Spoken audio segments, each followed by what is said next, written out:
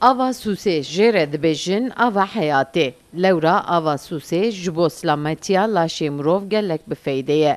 Ji dara Susê tê bidestxistin. Li bajarê Amedê her sal di heyva Remezanê de wekî şerbet gelek talep dibîne û ya şerbeta ya herî zêde tê firotin û tê vexwarin ava Susê ye.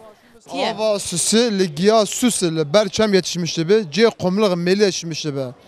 Li buharî çiçek vedike, li payîz hiştik be. Em buhar top dike. Ev de ber çem mesela av mete em kazmıştık ki, em tînî mala düşürdü, hiştik, ezmiştik ki, sersi bir demlemiştik ki tînî livir, bila difruşa.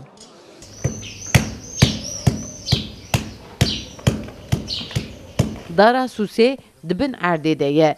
Şerbet firoş dar ji bin erdê derdixin û duvre bi saetan darê dikutin û ji hev dixin. Herî dawî bi saetan di nava teştê de heta ava wî derdixînin didin seknandin.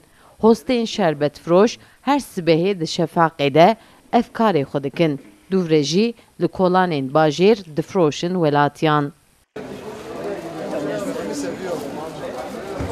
Her şerbet firoş de heyva Remezanê de di rojê de dora navbera 500 kiloyê de ava Susê difroşin. Şerbet firoş û welatî dibêjin dara Susê ji bo mîda mirovan gelekî baş e. Ji bo wî jî kesên ku bi rojîne an jî nesaxiyekî wan ê mîde hebin ava Susê vedixwin. Li îlacê bû mîde böbrek pir baş, hela xurênî, hela bamaya rojî de millet pir dixwe.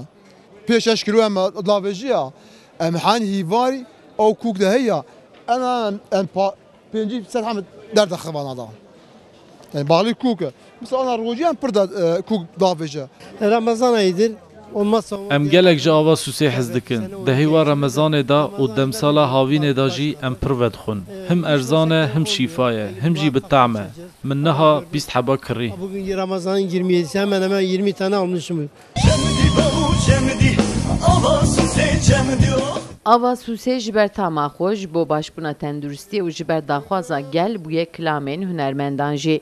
Dengê şerbet firoşên ava Susê li ser her kolanê bajêr de mirov dikare bibîze. Sevda Kaplan, Kurdistan TV, Amed.